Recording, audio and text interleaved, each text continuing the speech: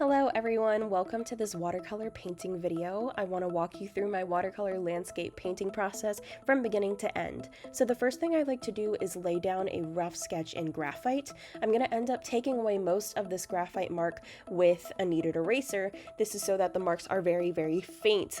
Once you start painting with watercolor, it's going to trap that graphite underneath and you're not going to be able to erase it anymore.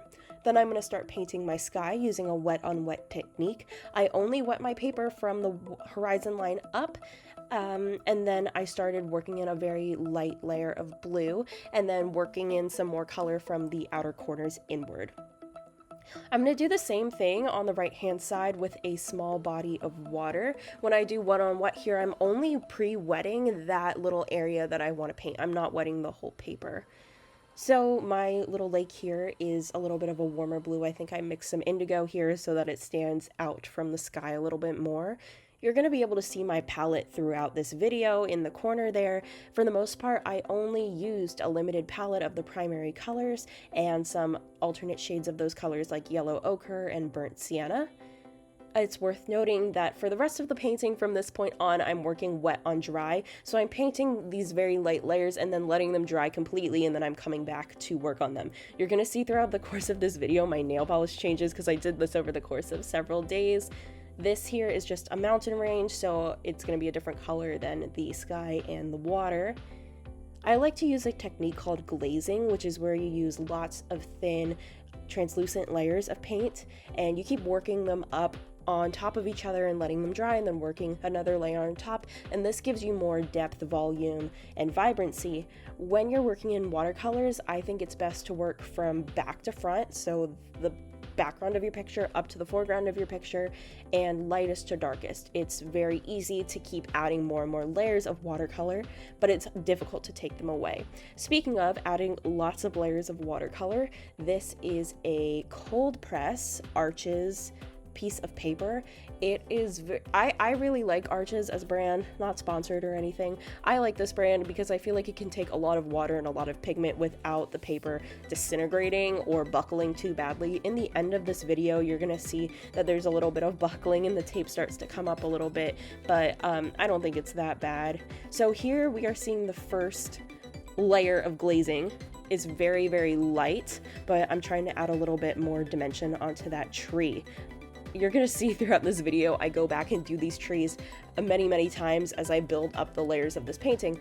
Also, you might be wondering why I'm now painting this tree when I was just doing a different tree and then doing the path and leaving things looking so unfinished. That's because I like to wait for everything to completely dry before I go back and do the next layer. So that first tree might be wet, so I'm gonna go do another tree and then wait for that tree to dry and then do the next tree, just so that I can wait to do another layer until things are completely dry. Also, when it comes to color mixing in these very beginning translucent light layers, I'm not too bothered about the colors being a perfect match. I just kind of need it to be close enough. So all of these trees kind of could have been the same color, I think, but I'm trying not to add more paint onto this palette. I just wanted to use what I had. So if you see any nuances in color, that's why I was just trying to use what was there. It's not that important for everything to be a perfect match at this point. So here I am blocking in more colors. Please don't feel overwhelmed if you feel like this video is too fast. You can go into the settings of this video and change the speed to make it slower.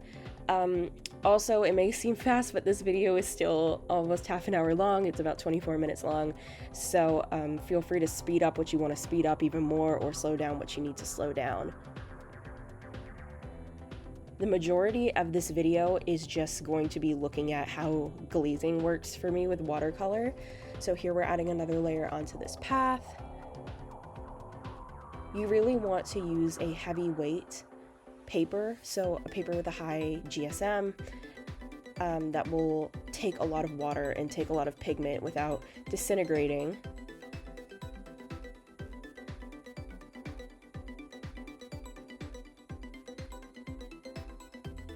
Alright, so I'm going to leave you here for a little bit and then come back after a few more layers of glazing are done.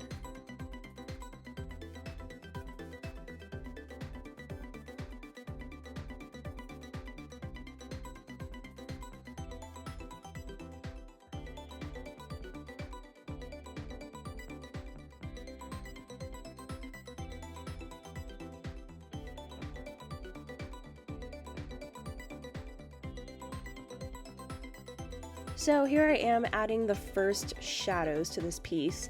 I mixed in some blue with my green to make it a little bit cooler than that yellow-green warm grassy color. Here you see I'm also adding in some dark bark texture onto the front tree.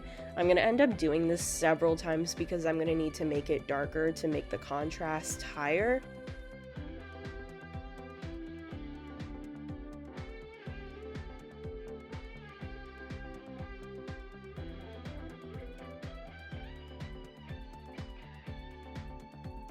But this is about the point in the painting where you can see values start to appear as opposed to just shapes. So this is the point where it starts to kind of look like something. It's also worth mentioning that I used various sized round brushes for, I think, this entire piece. I use a liner brush or a rigger brush at the end. But those are only for the very fine details. But for the most part, I use these round brushes. This is my smallest round brush, and then I have a medium-sized one and then a bigger one that I used for those sky and water portions. Here I am adding in some darks. These are not even the darkest darks in this piece. It just kind of looks dark now because of how light everything is. There you can see my palette, and really less is more. I still don't think I refilled any of those paints, or at least not all of them. You can kind of just keep re-wetting these paints over and over again. These were watercolors in the tube, by the way. And you just keep on re-wetting them on your piece of palette paper, and you can keep reactivating them and stretch them out pretty far. I did this over the course of several days, and so these paints are perfectly fine. You just re-wet them.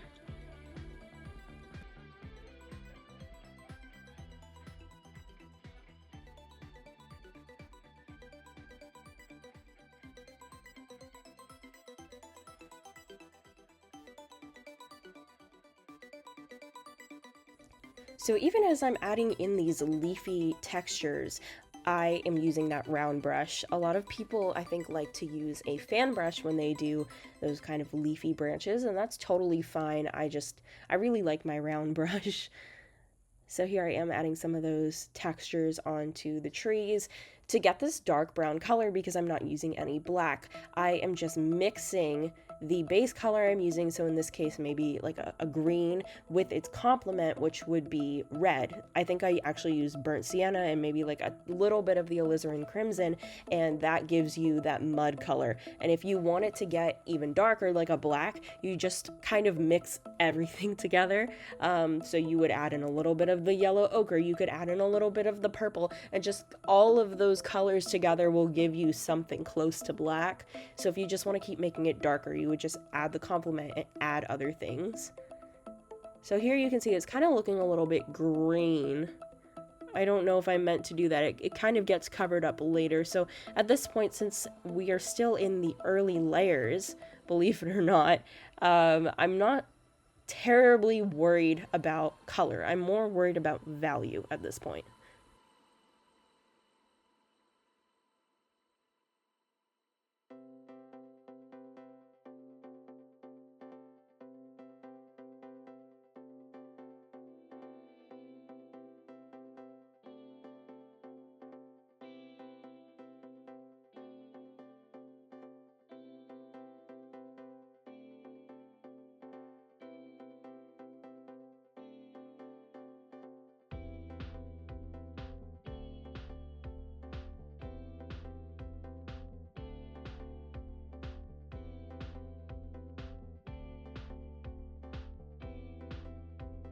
Alright, so here we are adding in some of those dark, shadowy parts of the forest background.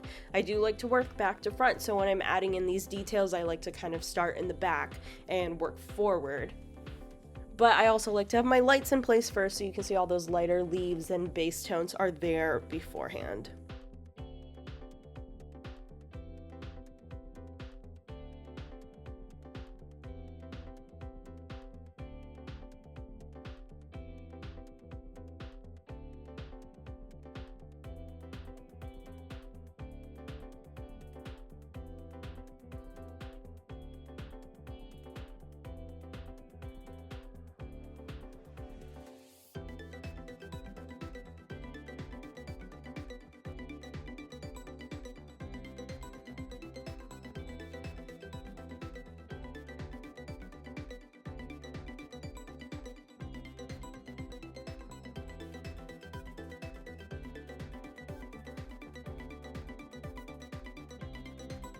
So this is probably the best example you'll see here of what glazing is. I'm using pretty much the same color, I think, that I used for those background tree leaves, but I'm adding them over in a higher concentration, so more pigment and less water over top of that dried layer, and it's giving you that sense of depth with the lighter colors in the back and the darker colors up front.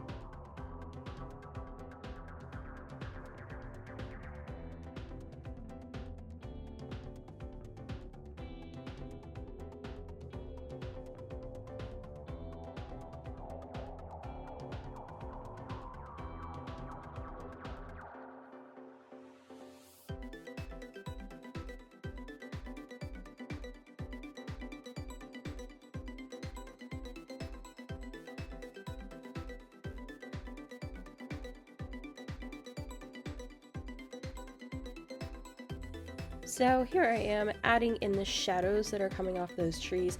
I added a little bit of purple to this mixture because I felt like it would be a nice cool contrast to our very warm yellow-green grass and our reddish-brown path. So I'm not using a ton of pigment here on the brush. I am instead going back and layering where I need to.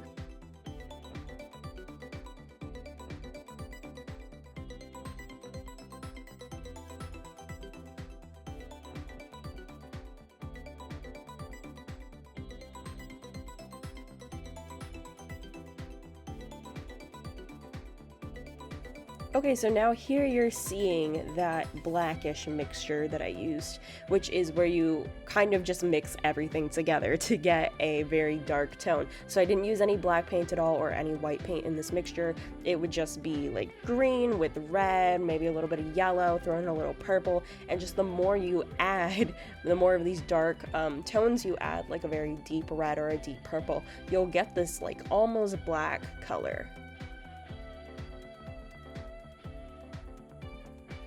So this is approximately the halfway point of this video, and you might be thinking it looks kind of close to done, but no, we're gonna go in and add a lot of details. So at this point, everything from now on is kind of just adding in these small details and going over and over and over and adding little touches and things to make it pop.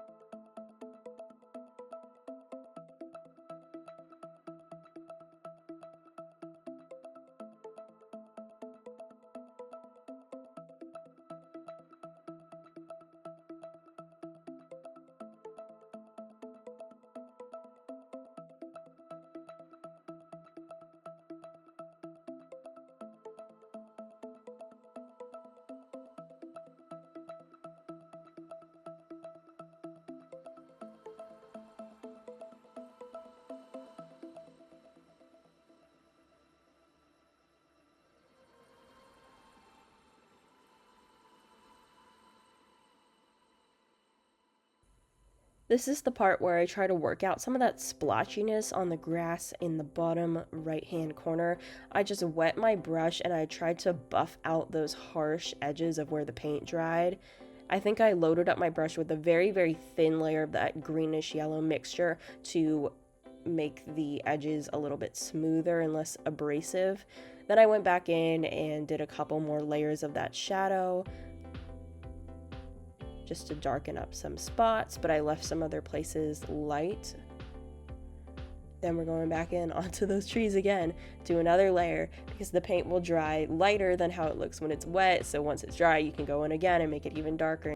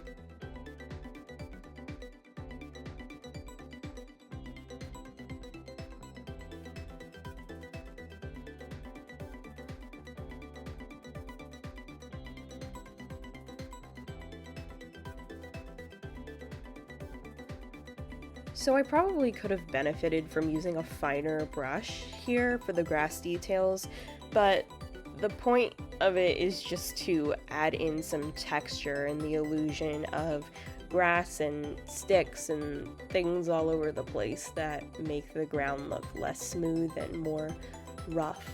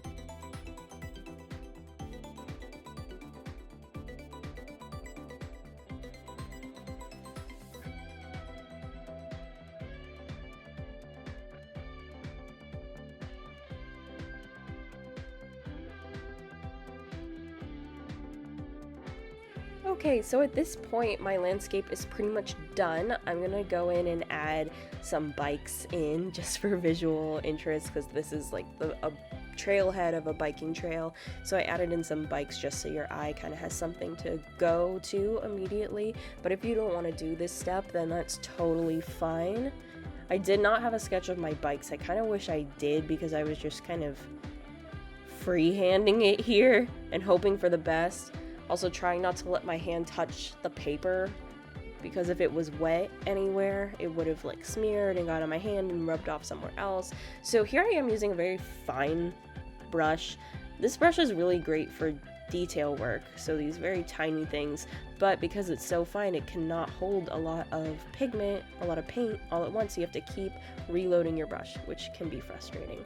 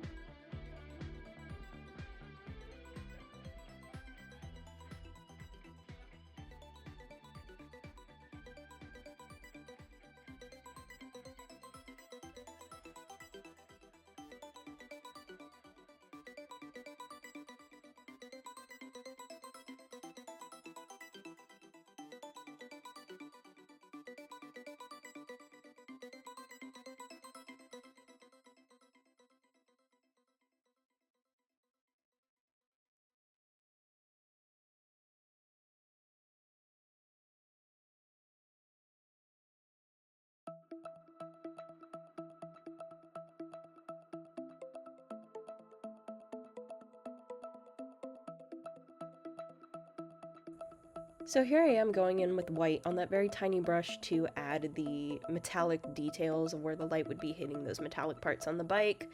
I went back in after this and just kind of dulled those bike handles a little bit. I thought they were just too much. But that's the only part that I used white on this piece.